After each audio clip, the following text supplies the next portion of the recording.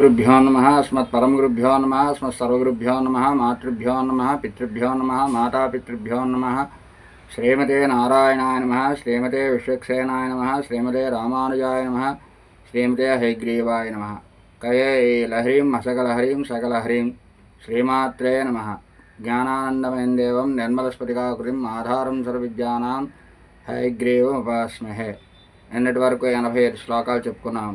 ఈరోజు 86వ శ్లోకం గురించి చెప్పుకోబోతున్నాం.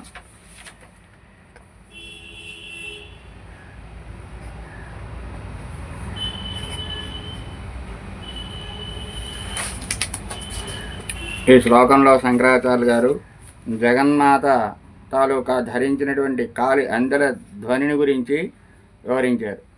మృషా కృత్వా గోత్రస్ఖలనమధవైలక్ష్యనమితం లలాటే భర్తారం చరణకమలే తాడయతి తే చిరాదంతశల్యం దహనకృతమున్మూలితవతా తులాకోటిక్వాణైః కిలికిలితమీశానరిపుణా మృషా కృత్వా గోత్రస్ఖలనం అధ వైలక్ష్యనమితం లలాటే భర్తారం చరణకమలే తాడయతి తే చిరాత్ అంతః శల్యం దహనకృతం ఉన్మూలితవతా తులాకోటిక్వాణైః కిలికిలితం ఈశాన రిపుణా.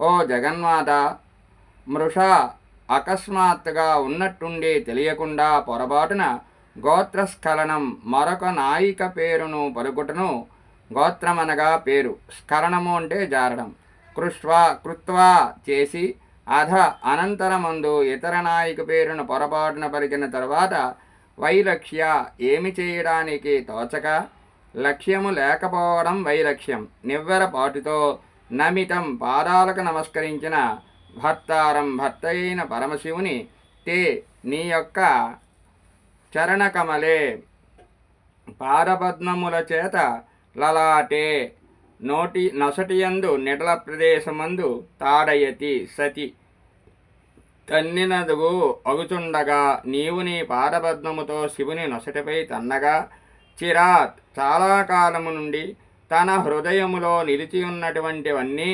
దహనకృతం నేత్రాగ్నిచే తన శరీరాన్ని కాల్చివేయడం వల్ల కలిగించబడినట్టునన్నీ అంతఃశల్యం తన మనస్సులో గృచ్చుకొని బాధిస్తూ ఉన్న బాణపు ములికి వలె ఉన్న వైరాన్ని ఉన్మూలితవత పికిలించి వేసుకున్న ఈశాన రిపుణ ఈశ్వరునకు శత్రువైన మన్మధుని చేత తులాకోటి కాలి అందల అంచులయందు గుచ్చబడిన మణిగంటల యొక్క క్వాణై చిరుమ్రోతలు అనే మిషతో కిలికిలితం కిలకిలమని నవ్వడం జరిగింది. విజయము పొందిన వానిచే చేయబడే కిలికిలితము ప్రసిద్ధము. పార్వతీ కాలితో శివుని నొసట తాడనము చేయగా మన్మధుడు కిలకిలా నవ్వుతూ ధ్వని చేశాడని భావం. ఓ తల్లి జగన్మాత, శివుడు పొరపాటును నీ వద్ద నీ సవతి పేరును ఉచ్చరించాడు. ఈ విషయము నువ్వు గమనించావని తెలియగానే ఏమి చేయడానికి తోచగా వెలవలపాటుతో తన తప్పును క్షమించమని నీకు నమస్కరించాడు. అలా నమస్కరించిన శివుడిని నీవు నీ పాదపద్మముతో అతని నొసటిపై తన్నావు. అలా తన్నడం మన్మధుడు చూశాడు. ఈశ్వరుడు పూర్వము స్త్రీ సంపర్కాన్ని ద్వేషించి పార్వతితో తనను ఏకం చేయాలని ప్రయత్నించిన మన్మధుడి శరీరాన్ని తన నేత్రాగ్నితో భస్మం చేశాడు. అటువంటి ఈశ్వరుడిని పార్వతి పాదతాడనం చేయడం వల్ల శివునకు తగిన శాస్తి జరిగిందని మన్మధుడు సంతోషించాడు. ఈశ్వరుడిపై మన్మధుడికి చిరకాలంగా అతడు నేత్రాగ్నితో తనను భస్మం చేయడం వల్ల హృదయశల్యం వంటి విరోధం ఉంది. ఈశ్వరుడికి జరిగిన శాస్తిని చూసి మన్మధుడు తన హృదయాన్ని పిగిలించి వేసుకొని సంతోషంతో కిలకలమని నవ్వాడు. నీ కాలి అందల ముందు గుర్చబడిన మణిగంటల చిరుమ్రోతలే ఆ నవ్వులు. దేవి పాదాల అందెలు మణుల చిరుమ్రోతలు అనే నెపంతో మన్మధుడు కిలకిలారావం చేశాడని భావం. ఈ శ్లోకంలో అమ్మవారి కాలి అందెల చిరుసవ్వడలు అతి రమ్యంగా ఉన్నాయని చిలిపిగా శృంగార సుశోపేతంగా చెప్పబడింది.